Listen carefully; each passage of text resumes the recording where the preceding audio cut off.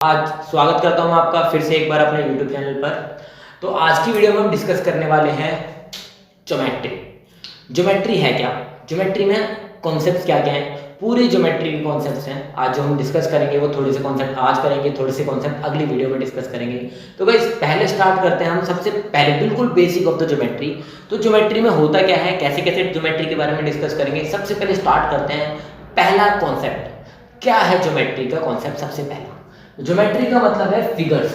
Geometry का मतलब है कोई ऐसी फिगर्स जो हम लोग ने ड्रॉ करी है। तो फिगर्स में क्या क्या होता है, सबसे पहले बात करते हैं हम लाइन, रे एंड लाइन सेगमेंट।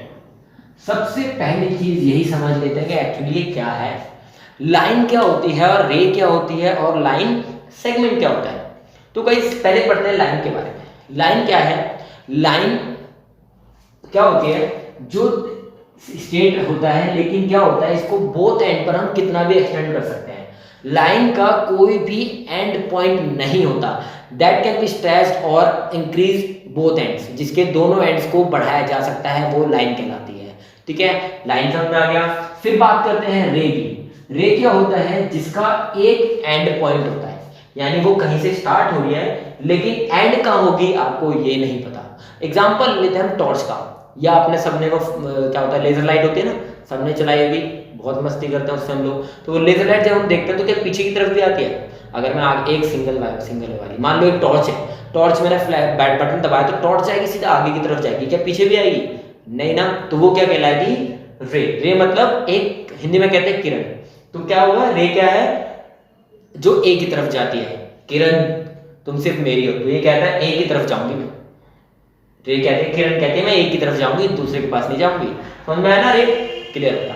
चलो अब आगे बढ़ते हैं लाइन सेगमेंट। लाइन सेगमेंट मतलब देखो, लाइन तो पता है हमें क्या होती है, लाइन जो दोनों तरफ एक्सटेंड हो जाती है। सेगमेंट का मतलब होता है हिस्सा, पार्ट।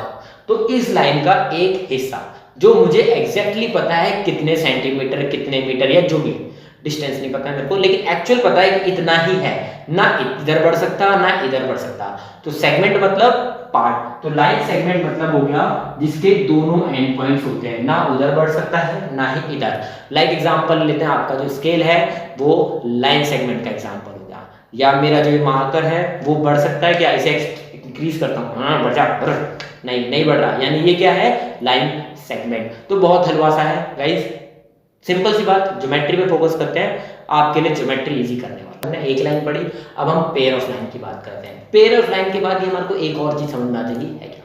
तो पेयर ऑफ लाइन में सबसे पहली चीज होती है हमारी लाइन के टाइप्स। क्या होता है अगर दो लाइंस हैं, अभी तक हमने सिंगल लाइन समझ ली, लाइन क्या होती है, रे क्या होती है, लाइन सेगमेंट क्या होता है। अब हम डिस्कस करेंगे गाइस कि अगर एक से ज्यादा लाइंस हैं तो वो कैसे कैसे पॉसिबल है। तो पहला कॉन्सेप्ट है आपका पैरेलल लाइन। पैरेलल का मतलब क्या होता है, पैरेलल लाइंस वो होती हैं जो आपस में कभी इंटरसेक्ट नहीं करती। अब ये तो समझने वाली बात है कि बहुत कब तक हम चेक करते रहेंगे। तो एक सिंपल सा लॉजिक होता है उसका, those line which have same distance at even points, मतलब कहीं भी किसी भी दो पॉइंट्स के बीच का जो डिस्टेंस है वो सेम रहता है। पैरेलल लाइंस वो लाइंस हैं जिनके बीच का डिस्टेंस कभी भी ना कम होता है ना बढ़ता है, कांस्टेंट रहता है। क्या रहता है, कांस्टेंट रहता है। यानी अगर आपकी दो लाइंस पैरेलल हैं तो इनके बीच का जो डिस्टेंस है वो ऑलवेज क्या रहेगा, सेम। अगर यहाँ 10 है तो यहाँ भी 10, यहाँ भी 10। फॉर एग्जांपल देखता हूँ, आपकी जो रेलवे लाइन होती है उनके बीच का जो डिस्टेंस होता है वो सेम रहता है। ठीक है, आपका स्केल है, यहाँ से उनके बीच में 1 सेंटीमीटर है तो एंड में भी 1 सेंटीमीटर होगा, सेंटर में भी, मतलब उनके बीच का जो डिस्टेंस है वो कांस्टेंट है। उसकी जो दोनों पॉइंट एंड्स होते हैं वो पैरेलल होते हैं। तो ये है पैरेलल लाइंस। पहला टॉपिक क्लियर हो गया कि अगर आपको पेयर ऑफ लाइन है, एक से ज्यादा लाइंस हैं, 3 भी होंगी तब भी वो पैरेलल हो सकती है, सिंपल है। ठीक है, सेकंड बात करते हैं हम, सेकंड होती है हमारी intersecting lines. Intersecting lines, intersecting का मतलब है, जो इंटरसेक्टिंग का मतलब जो लाइन आपस में एक दूसरे को काटती है, तिर्यक रेखा यानी काटने वाली, एक दूसरे को काटते हैं। बिल्ली नहीं है, लाइन है। तो लाइन मतलब एक लाइन ये रही, एक लाइन ये रही, तो कहाँ एक दूसरे को काट रही है, एक्सटेंड कर लो कितना भी, लेकिन काट रही है सिर्फ एक ही पॉइंट पर। इंटरसेक्टिंग लाइंस एक ही पॉइंट पे काटेंगे, ध्यान रखना। जो इंटरसेक्टिंग लाइंस होती हैं सिर्फ एक ही पॉइंट पर इंटरसेक्ट कर सकती हैं, एक से ज्यादा पॉइंट पर नहीं। अगर मान लो इस लाइन को दोबारा मेरे को काटना है, कटेगी नहीं यार, घुमा के लाना पड़ेगा। अब फिर लाइन थोड़ी बची है, ये क्या बन गए कर्व, तो लाइन तो है नहीं, इसलिए क्या होगा लाइन सेगमेंट जो लाइन जो होती है, सेगमेंट हो ना हो, लाइन जो होती है वो आपस में एक ही पॉइंट पर इंटरसेक्ट करते हैं, ठीक है। तो ये पॉइंट हो गया इंटरसेक्टिंग पॉइंट्स, क्लियर। अब तीसरी बात करते हैं हम कोइंसिडेंट। कोइंसिडेंट का मतलब वो लाइन जो, अब देखो पैरेलल हो गई, कोइंसिडेंट भी बचा क्या, सोचो कुछ बता सकते हो, चलो मैं ही बता देता हूँ, देख लेते हैं, ठीक है। कोइंसिडेंट का मतलब है जब एक लाइन दूसरी लाइन के एग्जैक्ट ऊपर होती है, ये लाइन कहलाती है कोइंसिडेंट लाइन, जिनके बीच में कोई डिस्टेंस नहीं होता, जीरो का डिस्टेंस है तो हमेशा जीरो ही डिस्टेंस रहेगा। फॉर एग्जांपल आप बाइक चलाओ स्ट्रेट बिल्कुल सीधी, और टायर को कर लो गीला, तो जहां से आपका आगे वाला टायर जाएगा वहीं से आपका पीछे वाला टायर जाएगा, तो वो कहलाएगी कोइंसिडेंट लाइन, ठीक है। कोइंसिडेंट मतलब एक दूसरे के ऊपर। तो गाइस यहाँ से अगला कॉन्सेप्ट भी स्टार्ट कर लेता हूँ मैं आपको। लाइन तो क्लियर हो गया हमारे को कि पेयर ऑफ लाइन है तो कितने टैक्स हो सकती है। अब हम यहीं से स्टार्ट करते हैं गाइस एंगल के बारे में। तो बच्चों एंगल क्या होता है वो समझ लेते हैं। एंगल होता है जब दो लाइन आपस में इंटरसेक्ट करती है, तो ये है आपको एंगल को जन्म देने वाली चीज। इंटरसेक्शन हुआ तो वो जो इंटरसेक्टिंग लाइंस हैं वो आपस में किस पॉइंट पर इंटरसेक्ट कर रही है, जिस पॉइंट पर वो इंटरसेक्ट कर रही है वहां एक एंगल का जन्म हो रहा है। 1 2 3 4, यहां पर बन गया आपके पास 4 एंगल्स, ठीक है गाइस। तो इन ये जो एंगल्स हैं एक्चुअली होता क्या है, एंगल ये है एक्चुअली, तो आप इस लाइन है इसे एक्सटेंड तो कर सकते हो ना, लेकिन एंगल आपका क्या होता है, जहां पर आपकी जिस पॉइंट पर दो लाइन इंटरसेक्ट कर रही हैं तो दोनों पॉइंट मिलकर एक एंगल बनाते हैं, मतलब दोनों लाइन मिलकर एक एंगल बनाती है। तो एंगल आपके बहुत सारे तरीके से होते हैं, तो एंगल के बारे में डिस्कस करते हैं अभी। तो वही सबसे पहला एंगल जो होता है वो होता है हमारा जीरो एंगल, यानी जो होता है 0 डिग्री का, सिंपल, उसमें कुछ नहीं होता, ये आपका 0 डिग्री एंगल है, ठीक है। जिस जो आप इस पॉइंट से अगर मेजर करेंगे तो ये कितने डिग्री का एंगल है, 0 डिग्री का। तो दूसरी बात करते हैं गाइस, जीरो के बाद आता है हमारा एक्यूट एंगल। एक्यूट एंगल क्या होता है, एक्यूट एंगल का मतलब है हिंदी में कहते हैं न्यून कोण।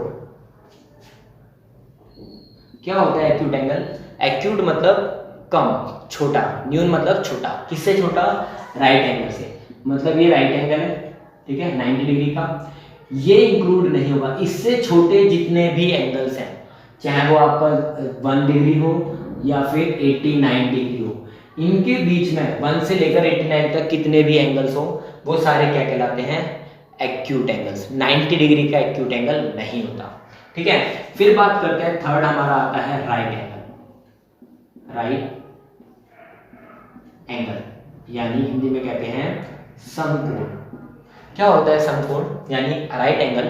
राइट एंगल वो होता है जो एग्जैक्टली 90 डिग्री का होता है, जो एग्जैक्टली 90 डिग्री का एंगल होता है उसे कहते हैं राइट एंगल, ठीक है। फोर्थ बात करते हैं हम, राइट एंगल के बाद हमारे आते हैं ऑब्ट्यूज एंगल्स, यानी अधिक कोण, ठीक है।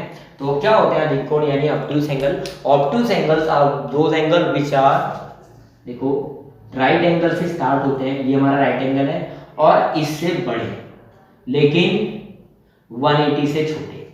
क्या होते हैं ये, ग्रेड 90 यानी 91 से लेकर इनकी वैल्यू 179 तक हो सकती है, 191 डिग्री से लेकर 179 डिग्री तक हो सकती है, वो एंगल्स कहलाते हैं ऑब्ट्यूज एंगल्स।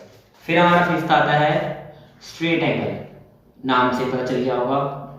स्ट्रेट एंगल का मतलब है, स्ट्रेट एंगल वो होता है पूर्ण कोण, यानी वो होता है वो हमारा जो मान लो किसी पॉइंट पर वो 180 डिग्री का होता है एग्जैक्टली। क्या होता है वो 180 डिग्री का, राइट। आपका जो स्ट्रेट एंगल है वो एग्जैक्टली क्या होगा, 180 डिग्री। फिर बात कर लेते हैं हम, उसके बाद आपके पास रिफ्लेक्स एंगल, सिक्स्थ आपका पॉइंट है रिफ्लेक्स एंगल। तो रिफ्लेक्स एंगल क्या होते हैं, रिफ्लेक्स एंगल का मतलब है, रिफ्लेक्स का मतलब है वो एंगल जो 180 से ग्रेटर हो जाते हैं। मीन्स ये आपकी लाइन है 180 ये रहा, ठीक है, इंक्लूड नहीं है, जो मैं डॉटेड बना रहा हूँ इसका मतलब इस एंगल को इंक्लूड नहीं करेंगे। तो 180 डिग्री ये रहा, इसके बाद यहाँ पर आता है हमारा 90 एक और, लेकिन इसके बाद 270।